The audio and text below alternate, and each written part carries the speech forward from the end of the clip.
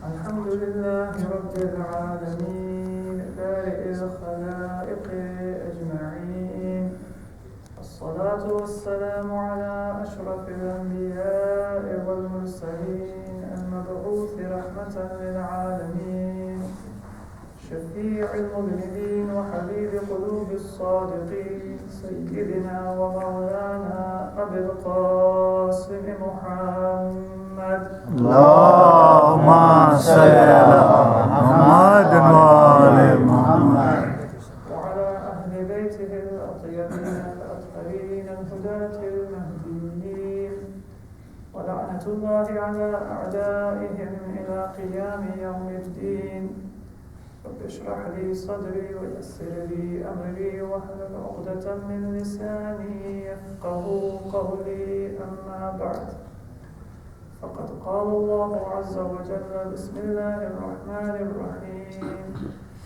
من عمل صالحا من ذكر أو أنثى وهو مؤمن فلنحيينه حياة طيبة ولنجزينهم أجرهم بأحسن ما كانوا يعملون صلوات اللهم صل على محمد وآل محمد.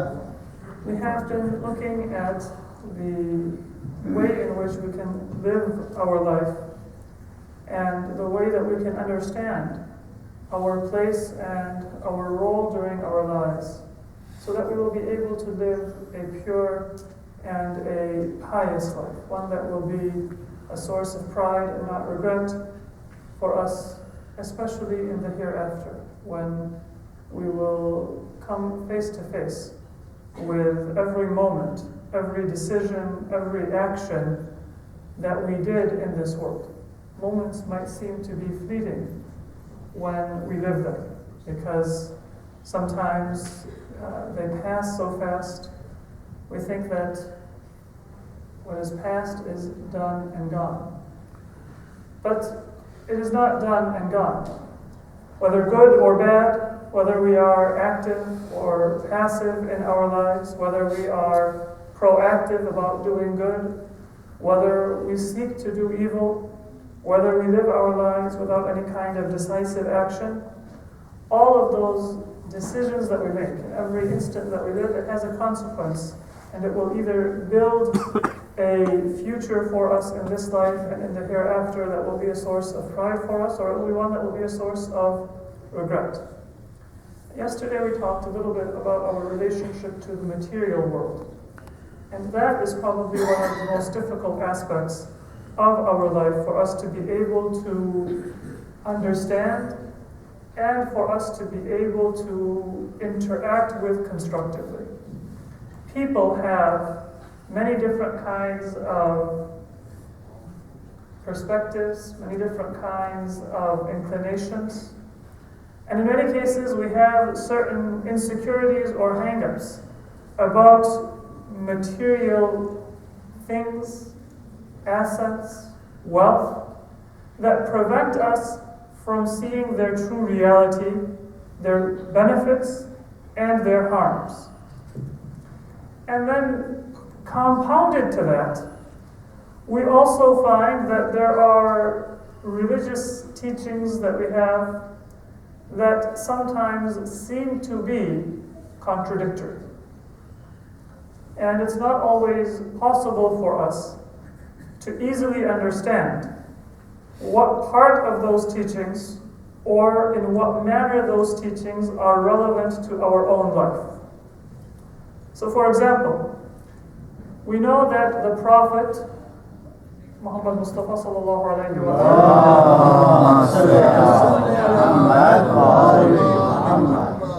Amir al-Mu'mineen, Imam Ali alayhi salatu wassalam,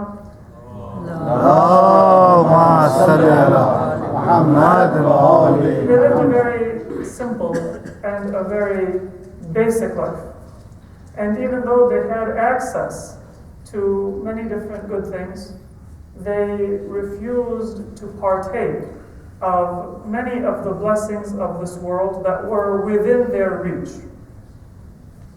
And in some cases, they even discouraged their family members and those close to them from making use of the halal and the fully legal and licit and permitted blessings and comforts of this world.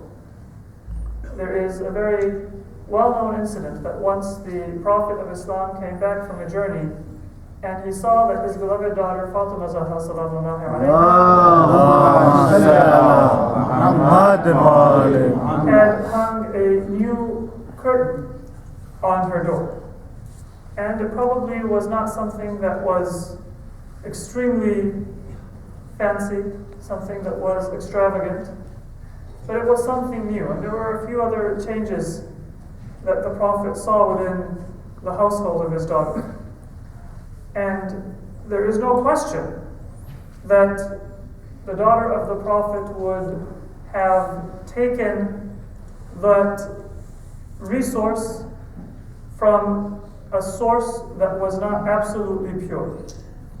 It would only have been done after having fulfilled not just all religious obligations, but making sure that there was no one who was hungry, there was no one who was needy, there was no one who was in need, or could make better use of whatever money it was that went to purchase those simple things.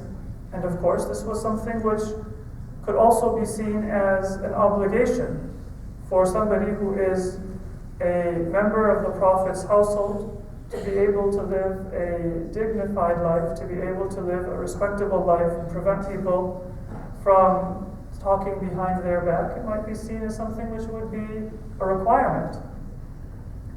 And yet the Prophet, who was customarily in the habit of coming first from any journey and visiting his daughter and spending some time catching up, shortened that trip. And there was a bit of displeasure that was expressed in the Prophet's demeanor. And when he left, immediately his daughter realized what it was that had put the Prophet ill at ease. Not anything that had been done wrong, but the Prophet was not comfortable in that kind of an environment. It was not something where he could find peace and tranquility to the extent that he always used to find peace and tranquility in the house of his beloved daughter. So immediately she went and she gave away those things that had recently been acquired, and she called the Prophet back, and he expressed great happiness at her willingness to give up that which was rightfully hers, that which was lawfully obtained, but to live a simpler life than was possible for her. So we have that teaching.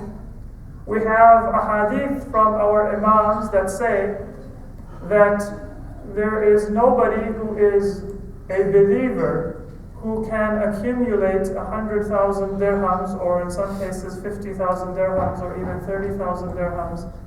And fortunately, I didn't actually do the calculation to see exactly what that 30,000 dirhams, how many grams of silver it would be. But it wouldn't be a terrible sum. I'm sure many of us, if we were to look at our own assets, maybe even our liquid assets, we would find that it's not a terrible sum.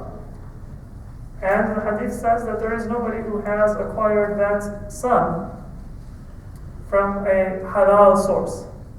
If it's accumulated and it's there, that means that the person has withheld it from a rightful owner or user. It might not mean that the money was obtained illicitly, but for that amount of money to be accumulating with a believer, the Imam would say that this is not halal. There is going to be a better use for it.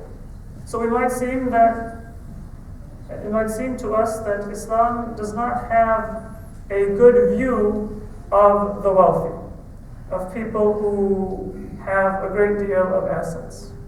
We also see, however, a hadith that tell us that that is not the case, that it is not a matter of how much you have or don't have, but how you use it. We see that the dress of our imams was different from one time to another time. Amir al-Mu'mineen's dress was different from Imam Ja'far Sadiq alayhi salatu wasalam's dress.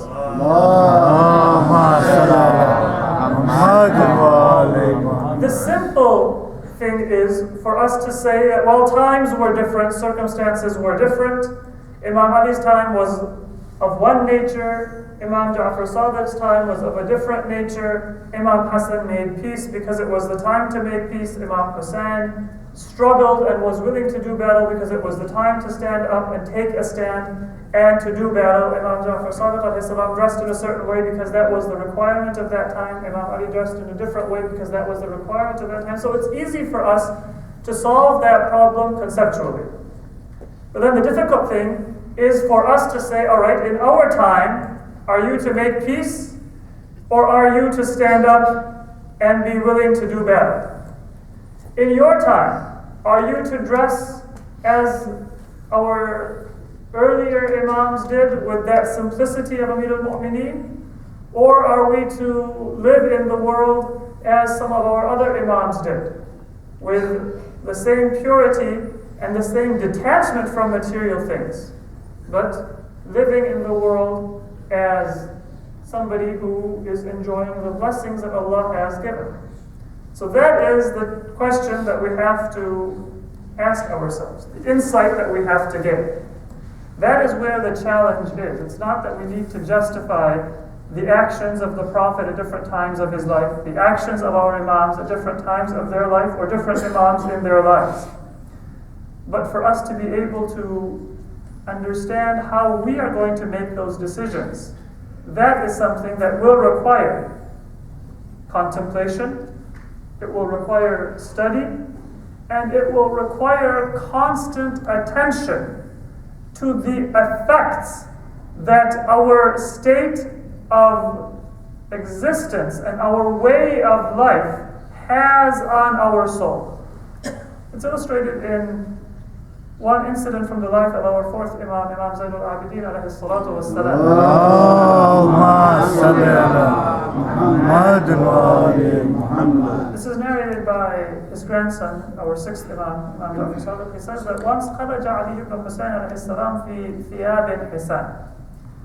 That's the fourth Imam.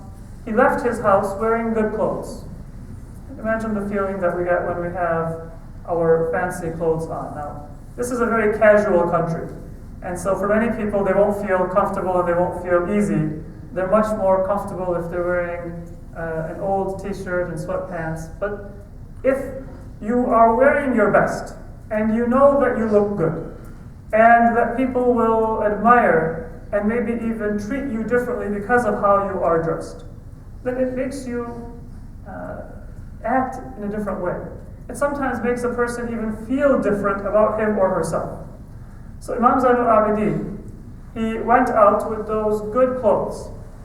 And then the sixth Imam says that when he left his house and he had just gone a slight distance, then he rushed back into the house. And he told one of the members of his household, a young girl, that go and bring me my old clothes. That when I went out, خرجت وكأني لست علي ibn al-Husayn.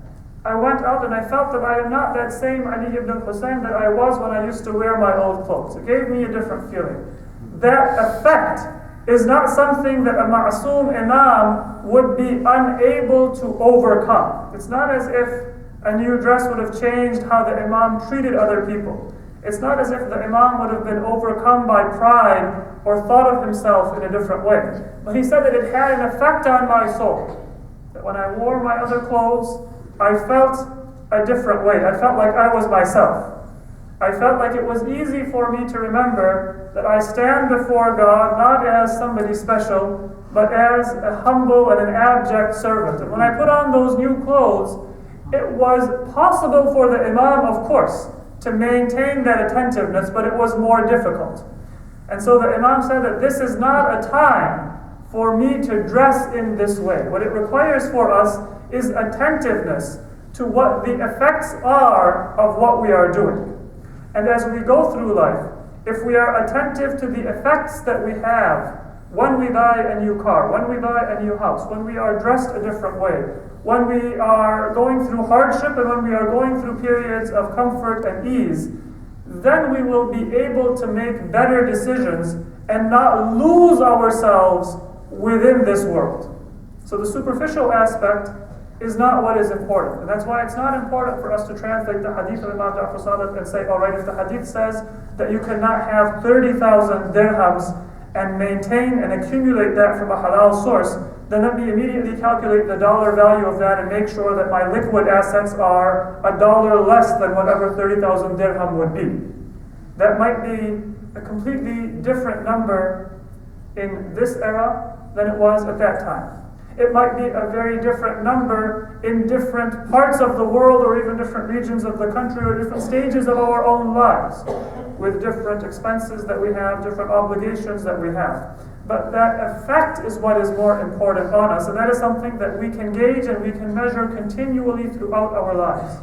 It's also not important if we sometimes are not able to make clear decisions with a great deal of knowledge and insight into what we are to do with a particular material resource or opportunity that we have, as long as we are attentive to making sure that we are maintaining the purity of our soul, and whether we make one decision or another, we are not becoming arrogant or self-centered. Sometimes that arrogance can creep up in unexpected ways. I mentioned yesterday the incident of Amir al-Mu'minin Imam Ali alayhi salatu wassalam with a companion by the name of Ala who had a large house. And the Imam said that you would have needed this much more in the hereafter. But there was also another figure closely associated with the Imam, Ata ibn Ziyad al-Harithi, and his predilection, his inclination was almost the opposite. When the Imam came and heard about what he was doing, he reacted quite harshly. And superficially, it was something that you would expect the Imam to be much more comfortable with. For those of you who may have forgotten, or those of you who were not here, Allah had a large house, and the Imam said that you would have needed this much more in the hereafter than you need it today in this world. And then when his host, whom the Imam was visiting, was embarrassed by that, the Imam said, but you can turn this house into a house of the hereafter. Give your relatives, your community, a sense that they belong and they have a share in this blessing that Allah has given you. Be a frequent host. Invite guests over. Let them partake of your generosity, and then your home will not be something that is worldly, but it is something that will be with you in the hereafter. So the Imam gave him a way to enjoy the blessing and still to lead a spiritual existence. But we would imagine that the Imam probably was less comfortable in that environment because the Imam himself did not live that way. But the Imam did not react harshly at that time. With Ata ibn Ziyad, what happened is that the Imam was told that he has put on very simple clothes and he doesn't come into the marketplace and he is not taking care of his material affairs. He's spending his time with worship, with very simple and meager existence, but it was somebody from a prominent family whose social position did not expect or did not lead him to naturally choose that simple, marginal existence. In this case, the Imam actually went, and it is said that the Imam spoke harshly to the person and said, do you think that God would have permitted you the blessings of this earth? And the Quran says, وَالْأَرْضَ وَضَعَهَا لِلْأَنَامِ, that Allah has created this earth for humanity. And He has placed within it fruits and blessings for people to use. Do you think that Allah would have permitted you to use and to benefit from this earth and then not actually wanted you to do so? Or that Allah would have begrudged your usage of what exists within this earth? And then the Imam said a sentence that seems very harsh, but it's very important for us to appreciate the meaning of this sentence and its relevance to our own lives. The Imam says, أَنْتَ أَهْوَنُ عَلَى اللَّهِ مِنْ ذَلِكَ. You're not that important. You are far, far more insignificant for God than for Him to worry about what you are doing in this world. Your relationship to God is what makes you important. Your calling upon God, as the Quran says, your dua is what makes God care about you. But your material existence by itself, and whether you are going to extend your hand and have a second helping of that dessert that you enjoy, or that you are going to forego it, it is not such a big deal. And that is something that many of us, we need to remind ourselves of. There are some of us whose material assets, whose wealth makes us feel arrogant. And that is a peculiar feature of the country that we are living in. In many cases, respectability, even the respectability of a career is measured based on how financially rewarding it is. And those forms of dignity and respect that existed generally within traditional cultures, but especially within Islamic culture. The dignity that comes with age, that comes with experience, that comes with piety and purity, that almost begins to lose its place. If you go to many non-profits, they say that we have people who are willing to give us philanthropy, and they're willing to give large donations. But generally, although their expertise is in one area, they consider themselves to also have an expertise in what we are doing. So they don't come to say, how can we assist? They say, with words or indirectly, that what can we do to make you better at what you are doing and to make you more efficient? Now, exceptionally, there may be people who can provide that assistance. But the humility that has traditionally existed, especially in families and in cultures that have been brought up with Islamic values, that is largely absent within this society. If we look at the history of Bani Hashim, for example, we see that Abu Talib, alayhi salam, he was the undisputed leader of Banu Hashim. But he was not the wealthiest of them. Probably Abu Lahab was much wealthier than Abu Talib was.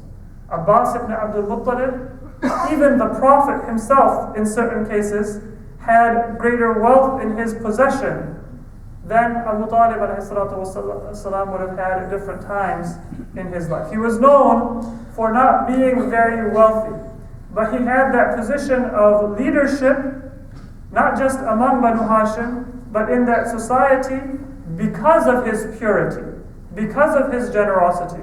Something like that would be difficult for us to imagine in our own times. But we have to recreate and rediscover those values and create that culture within our own selves and within our communities. We shouldn't be made arrogant by the resources that we have at our disposal. They are a trust that has been given to us by Allah. And in some cases, that trust has been given to us because of our efforts, but in many cases it was given to us without any worthiness on our own part. So that is one aspect. But then those of us who turn our back on the world, we are also susceptible to arrogance by thinking that I could have had it all, but I decided not to. I am so much better than that person who is working morning and evening to try to get ahead in the world because I give my time to the masjid. If more people were like me, the world would be a better place. People become arrogant at their asceticism, at their turning back from the world, at their worship, at their devotion, and that is what the Imam was addressing. And this, in many cases, is even more insidious. The harms that came to Islam, they didn't come from those who were wealthy and living a worldly life. In the time of our fourth Imam, Zayd al-Abidin alayhi salatu wasalam, Medina was filled with people who would have parties, gatherings of song and dance. There is an entire book, and this is probably one of the largest books written in Islamic history.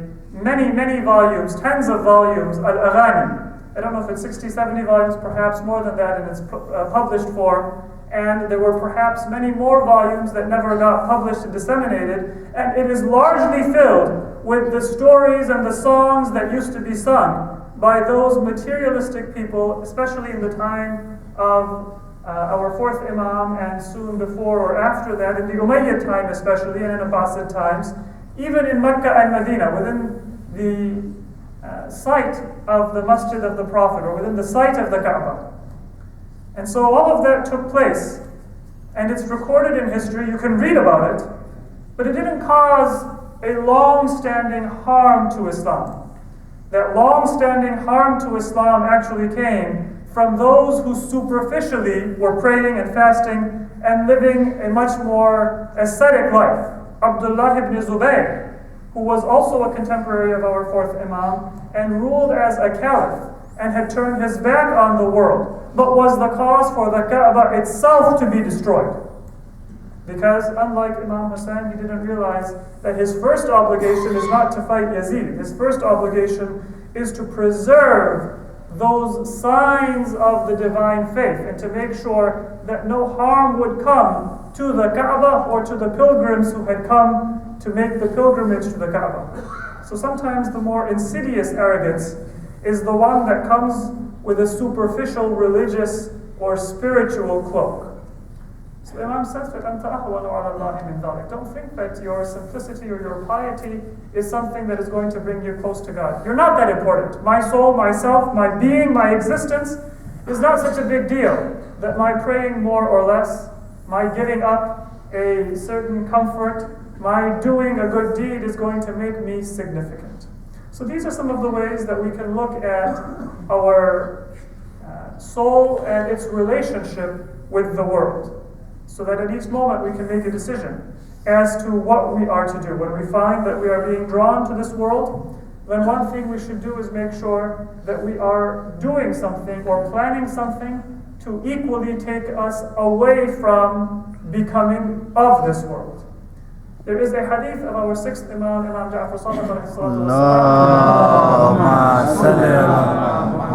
which is very beautiful. This returns to that theme of understanding what effect our material decisions and our material life has upon our soul. The Imam says that there are some people who cannot live a good life unless they're living it in comfort. If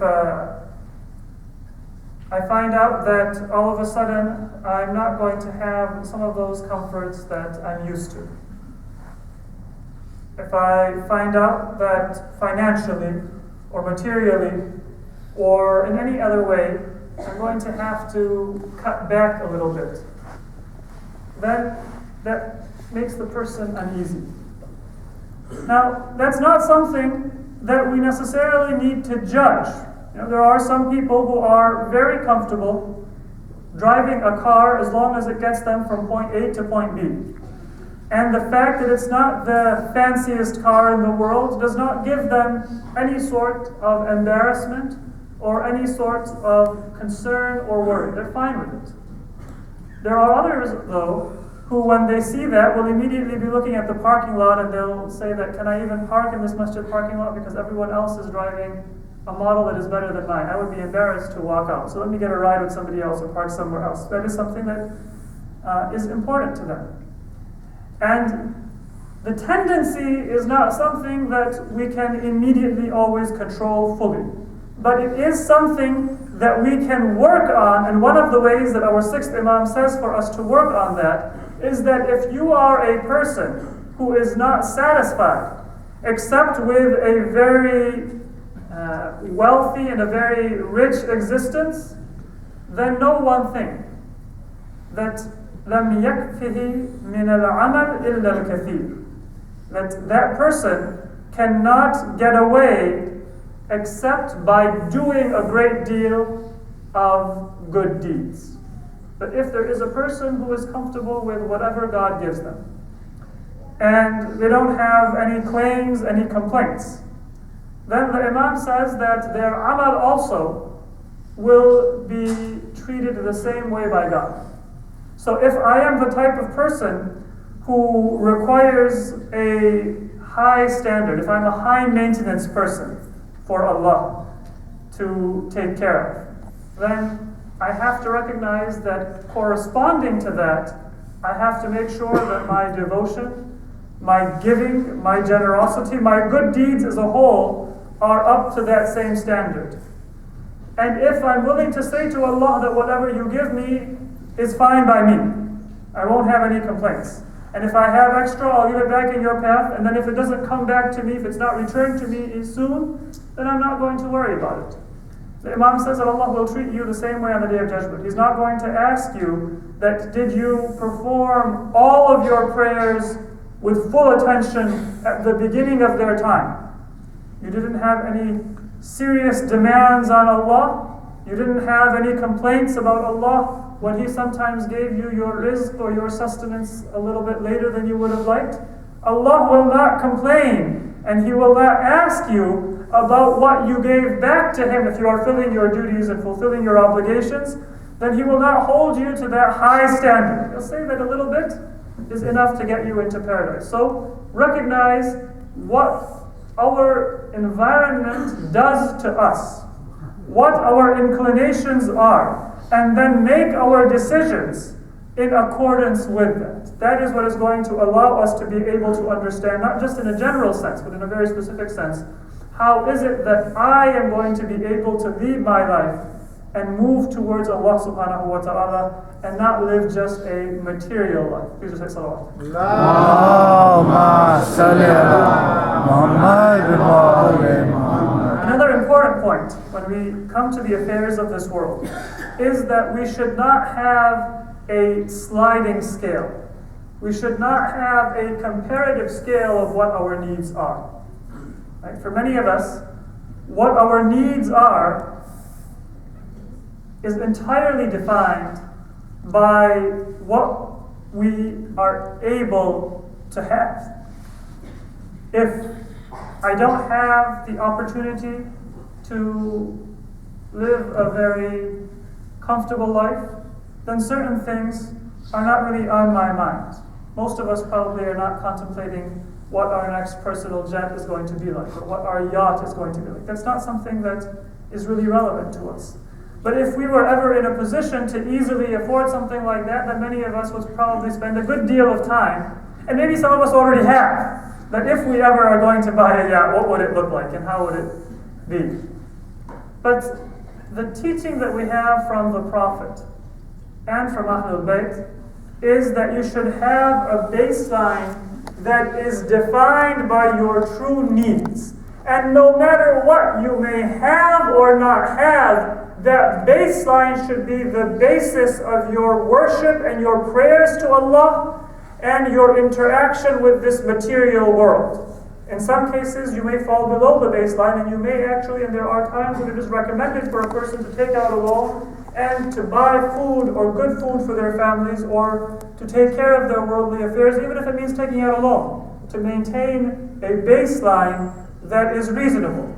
And if we have many times more than our baseline, then our baseline should not be constantly shifting. That is the dua that our Prophet was known for, the dua that he taught his family. He said that Allahumma rzuq Muhammadan wa ala Muhammad wa man ahabba Muhammadan wa ala Muhammad al-afafa wal-kafaf. That, O Allah, give and bestow upon Muhammad and the progeny of Muhammad and all of those who love Muhammad wa ala Muhammad, afaf and kafaf. Give them enough that they don't have to spread their hands before and ask of other people. They have their needs, and grant them iffah, grant them dignity, and grant them sufficiency. But then those who are enemies of Ahlul Bayt, those who are enemies of the Prophet said, وَرْزُقْهُمْ الْمَالَ وَالْوَلَدِ. Grant them wealth, grant them a large family, many offspring, let them get lost within this world. That doesn't mean that the Prophet was saying that Muhammad wa ali Muhammad should not have those things. But the basis of their prayer is not to have abundance. It's to have sufficiency. It's to have enough. And to recognize, even when we have a great deal of offspring, and even when we have a great deal of wealth, what that baseline is. It is said that once the Prophet was traveling with some of his companions. And when he was traveling, he came, and his companions came upon a Bedouin who had a tent and he had some camels. And the Prophet and his companions were guests. And so when they came and they approached, the Prophet asked that, is there any milk or anything that you have for us to be able to partake of, to drink? And the host said, as many of us are comfortable saying, that, I do have some milk, but that's usually used by my children and my family for their evening meal. And I probably could go and milk my camels and bring something, but I'd really love to serve you, but then what would my family eat for breakfast the next morning? And so he brought water or something that was not needed for his own comfort and gave it to the Prophet, hosted the Prophet and his companions for a while. And the Prophet prayed for him generously, because the Prophet was not going to withhold or be stingy with a prayer, because the person was stingy with what they had. The companions observed that, and then they went forward. Now they came to another person, and this person, as soon as he saw the Prophet approaching, rushed forth with whatever food, drink he had at his disposal. And he said, sit and let me slaughter an animal and cook it and bring it to you. And then after he had brought whatever he was able, he said to the Prophet that, is there anything else that I can do? This is all that I had. So pardon me if there was a shortcoming, but tell me what else I can do to make your stay with me pleasant and comfortable. And now the Prophet did not pray for the person to be wealthy. The Prophet prayed for that person to have what the Prophet would ask for himself and for his family. Allahumma rzuqhu al-afafa wal-kafaf. Give him enough. And at this point, the companions were a little bit uneasy. They said, "Oh Allah, O Rasulullah, for this person you prayed for something that, if you were to pray for us, we would say, well, that was nice, but can you ask Allah for something else as well? The one who was stingy, you gave him the prayer that all of us would ask you to give for us." And the Prophet said that, well, yes, because this person is close to my heart, so I would pray for him exactly what I would pray for myself. If Allah gives him that, then whatever else Allah would give this person, he will be able to appreciate it. And it will be a source of blessing for himself and a source of blessing for his family. But if I had simply prayed for his material well-being, there is no guarantee that the wealth and abundance that would come to him would be a source of pleasure and a source of happiness, neither for him nor for his family. There are many who have great wealth, but they don't have peace of mind. They don't have tranquility. It doesn't bring hearts together, and so it is a curse and not a blessing for them. And there are many who have many ups and downs within their lives. But whatever ups and downs they may have in their material existence, in their health, and in anything else that happens within their life, their relationship to Allah and their relationship to their family, that is not compromised. And that is what the Prophet would seek. And we see that very beautifully within the life of the household and the progeny of the Prophet. All of the members of the Prophet's progeny, they were tested. They saw the greatest of days and they saw the worst of days. They saw, for those who are alive with Amir al-Mu'mineen in Kufa, when they were the first household of the city of Kufa, whenever they would leave their homes, people would gather and ask them questions and ask them how they could serve them. When they came back to Medina, they saw that the Ansar and the children of the Ansar, they would come to them and sometimes touch their clothing or shake their hands just to receive the blessings of the existence of the progeny and the grandchildren of the Prophet. They had that dignity and that honor and that respect. And they also saw times when they were left alone in the world, with nobody to give them support and nobody to give them solace. For many people, that would shake their being, it would shake their confidence. But for Ahlul Bayt ﷺ, there was no difference whether the entire world was with them or whether the entire world was against them. Because their confidence, their dignity, their humanity and their well-being was only dependent on the pleasure of Allah and their fulfillment of their obligation to Allah and not on anything else. Imam Hussein alayhi salatu wassalam and his beloved brother Abu al-Fadl al-Abbas, they were the two who were, in a sense, at the pinnacle and in the leadership position throughout the journey from Medina to Mecca and into Karbala. And because of their position, they were able to shield their companions and their family members and the women and the children from the harshness of what was going on so long as they were able. But for them, they were not shielded from the elements, from the hunger, from the thirst, from the pain, from the difficulty of what they were witnessing. Their strength and their confidence, it came from their recognition that they were fulfilling a purpose which Allah had created them for. And for Imam Hussein alayhi salatu wassalam, there was no stronger source of support. There was no shoulder that he could lean on that was more important to the Imam than his brother Abu al-Fadl al-Abbas. It was a name that was always on the Imam's lips. He gave him the standard of his army, and that was a standard that had previously been held by the father of Hazrat Abbas, Amir al-Mu'mineen. It was a standard that had saved Islam and the Muslims from many a battlefield and from many a defeat. And now it was that in the hands of Abbas alayhi salam. And Abbas felt the severity of that responsibility on his shoulders.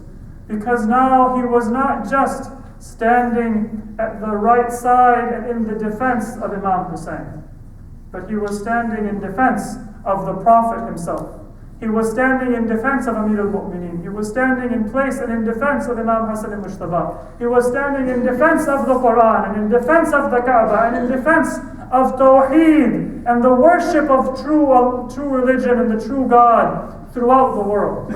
That was the responsibility that Abbas alayhi salatu wasalam had on his shoulder.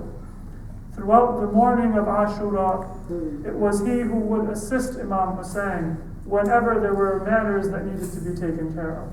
Whenever the enemy would try to advance and attack the camp of the Imam, then it was either Imam Hussein who would go to make them withdraw, or it was Abu al-Fadl al-Abbas. Whenever there were defensive measures that need to be taken, then Abbas alayhi salam would go and make sure that those measures had been taken. Whenever one of the children from the camp would raise his or her voice in hunger or in fear, then Abbas alayhi salam would go and say that we are still alive and we are here to protect you. You need have no fear so long as we are alive. The day progressed, and the ranks of the followers and the soldiers of the Imam, they began to thin. Until sometime in the afternoon on the day of Ashura, Abbas ﷺ came with his head bowed down towards the Imam, and he said, "O Master, O grandson of the Messenger of Allah, O heir of Islam, O heir of Amir al-Mu'mineen, O beloved son of Fatima Zahra, Abbas has come to you to ask you, will you give him permission now to go to the battlefield?" This was the moment that Abbas had spent his lifetime preparing for. This was the moment that his father, Imam Ali, had foretold for him and said to him that Abbas, when that day comes on the day of Ashura, do not embarrass me, but do me proud, because I will not be there, but my heart is at rest that you, O Abbas, will be there on my behalf. It was the moment that Abbas had been waited for. He had sharpened his sword, prepared his weapons in order to be able to do battle. And somewhere in the mind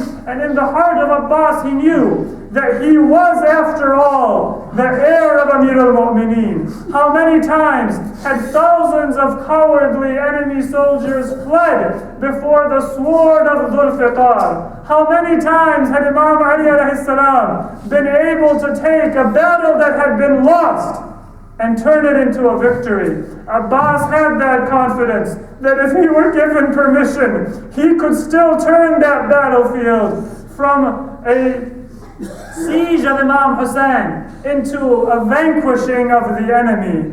He came to the Imam and he asked permission to do battle. But Imam Hussein was looking not towards the battlefield, but towards a tent where there were some children who now were unable to withstand the thirst that they had suffered quietly for so many days. The Imam saw dry water skins that had only a small amount of moisture within them. And he saw young children with parched lips putting those water skins to their mouth to see if there were any drops that were left or any moisture that could come into their mouth to give them some relief from the heat and from the thirst. The Imam was looking not towards the battlefield, but he was looking towards the suffering of the children, and he said to his brother Abbas, I know that myself and you, we will not be in this life for much longer. But Hussein does not know how much longer these children will continue to be thirsty. We will go towards the hereafter, but the enemy does not have any desire to show mercy to our survivors even after we have been martyred.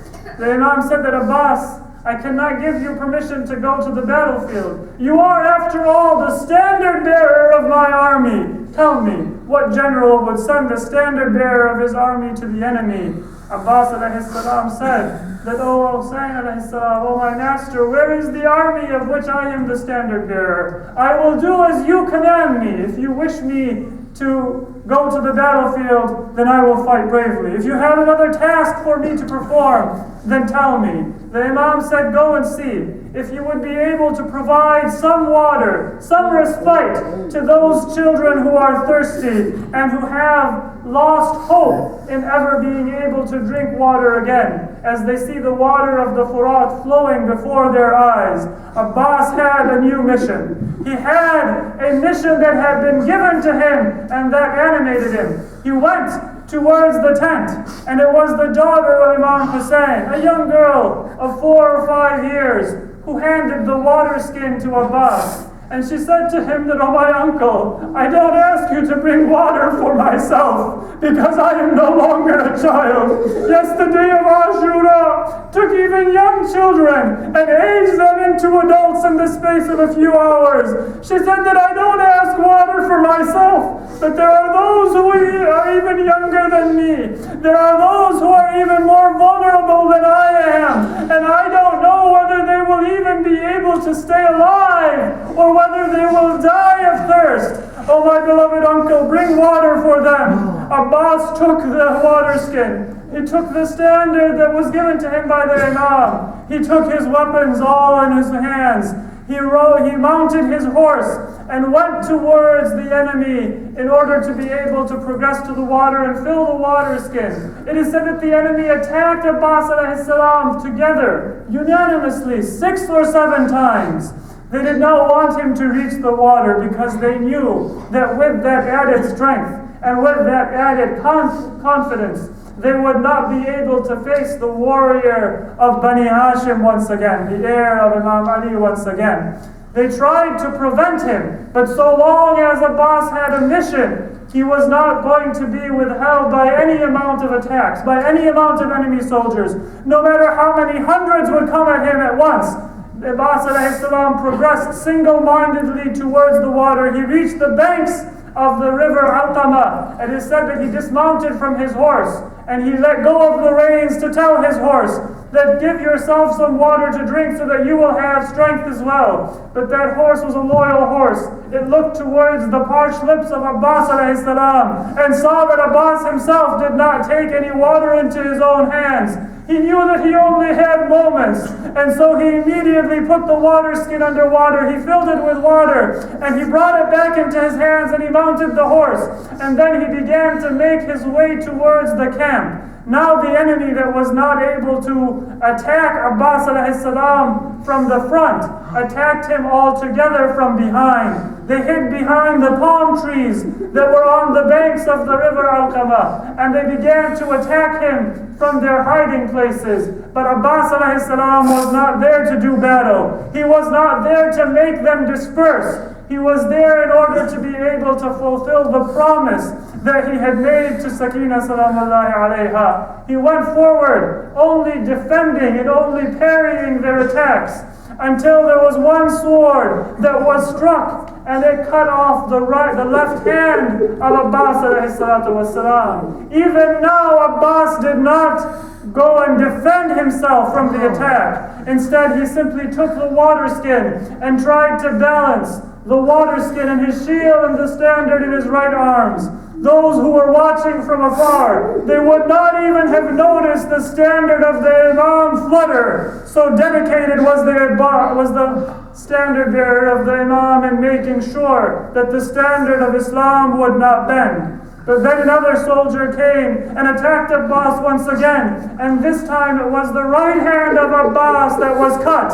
And this time the standard fluttered a bit more. But once again somehow, with what was left of his arms and with his mouth, it is said that Abbas was able to preserve both the standard and the water skin. He was not able to maintain neither a sword nor a shield in his possession. And so now the attacks of the enemy, they came and they found nothing to shield their attacks from Abbas alayhi salam and his person. Any attack that came and landed on the body of Abbas alayhi salam, it was as if he didn't feel it. Blood was gushing from many wounds, from the tip of his head to the toes of his feet. But it was as if Abbas alayhi salam did not feel any of those wounds. His strength and his dedication was not sapped by them. But there was one arrow that came, and it did not lodge itself in the body of Abbas. It lodged itself in that water skin. And this was the blow. This was the wound that did not cause blood to flow from the body of Abbas, but it caused the water to flow from the water skin. And that sapped the strength and the energy from Abbas. No longer was he able to maintain himself with that strength on his mount. He began to waver, and the enemy continued to attack. A time came when Abbas alayhi salam was no longer able to maintain himself on the horse at all. He began to fall to the ground, and it is said in history that because he no longer had his arms, he was not even able to break the fall. He fell towards the ground head first, and he called out to Imam Hussein that, "Oh my beloved Hussein, accept the final greetings from your beloved Abbas." He was not able to fulfill the mission that was entrusted to him. Imam rushed towards the side of Abbas. It took the Imam some time to reach him at the distance. But when he came to the Imam, when he came to his brother, he lovingly cradled his head in his own lap, and he began to shed tears. He said, "Oh Abbas, you have truly left your brother alone now. Until now, I did not feel the loss. I did not feel the thinning of the ranks of my army because I had you by my side. Oh Abbas, until now, I did not fear or feel for what was going to happen to the survivors, to the women, to the children after me, because I knew that your sword was still within your reach. Abbas, who is going to look after those who will be so brutalized by the enemy soldiers now?" Abbas alayhi salam, he listened to the Imam's words, and then he said, "Oh my beloved Hussein, I have two final wasiyah that I would like to make to you, two things that I would like to tell you as my trust. Number one is, do not carry my body back towards the camp because I am embarrassed. I had given a promise to bring water and I was not able to fulfill that promise." He said that also, "I know that my body is one which will bring pain to the progeny of the Prophet if they see how many wounds are on my body." And he left one thing unstated, but that was also within his mind, that, "Oh my beloved Hussein, until now, whenever you have brought the body back from the battlefield, Abbas was by your side to put his hand on your shoulders and to assist you in bringing those bodies back. But now there is nobody to be with you. And so Abbas said that is my wasiyah. Do not let them know that my body has been martyred in this distance. Do not bring my body back to the camp. The Imam spent some time with the body of Abbas alayhi salam, and when he stood up, it is said in history that the Imam did not stand up straight. He put his hands on his back. He said, وَشَمَتَ بِي عَدُوِّي وَانْكَسَرَ ظَهْرِي. Now my back has been broken. My enemy looks at my misfortune with pride, and I see that all of the avenues have been closed before me. With difficulty, the Imam picked up the standard and that ripped water skin that had been entrusted to Abbas, and he made his way back towards the camp. There were children who did not know what had taken place. They saw the standard was making its way back towards the camp, and so there was hope in their hearts that now they were going to be reunited with their uncle. Now Sakina felt that she would be able to go to Ali Asghar and say that her sister has brought water for you to drink. But when she saw the Imam coming back with the standard, all thought of water left her heart and left her mind. She rushed to the side of the father and she said, "Oh my beloved father, tell me, what has become of my uncle? Where have you left him? Why have you come back with a water skin and with the standard of Abu Fadl Abbas, but you have not brought my beloved uncle with you? Inna lillahi wa inna ilayhi raji'un. وسيعلم الذين ظلموا أي منقلب ينقلبون."